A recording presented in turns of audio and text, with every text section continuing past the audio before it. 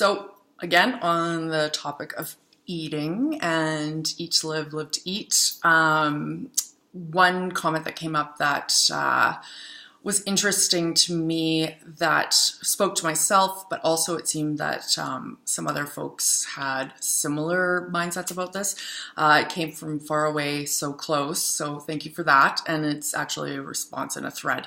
But what this person mentions is talking about, in general, the idea of traveling and exploring new dishes and learning new things. So I think that really is interesting because it has the potential to speak to a topic that I talked about before, where we, even though we're okay with just eating to live, we love new experiences. We love exploring, we love creativity, and we love the idea of if we're gonna indulge, we're gonna have a quality meal that we're gonna enjoy.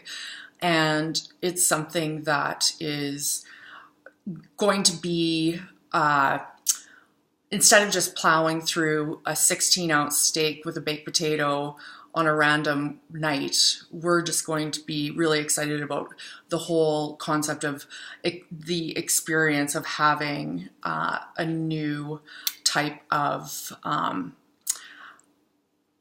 I guess, like just something new for us that we can go and take away the experience and keep it and build that into the framework of what we are and what we can pull from when we're thinking of new ideas.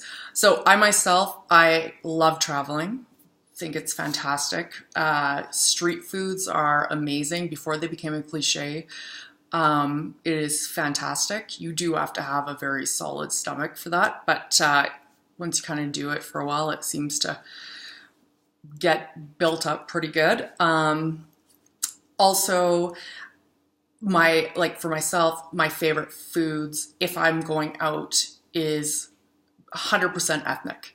I love ethnic foods. If there's an option of going to a steakhouse or going to an ethnic restaurant, I'm going to an ethnic restaurant. Actually, one of my favorite restaurants was Afghani food, and I had no idea what it was. And also for myself, while I definitely talk about the eat to live, that is my 90% of my mantra, I love collecting cookbooks from different cultures. So I think that speaks to a little bit potentially of what, we want to understand new things. We always want to learn, and if you're not fascinated with cooking or living to eat, we're more fascinated in the why, what makes this interesting, what new spices are we putting together, why do we put those together, where did it come from, what's the history.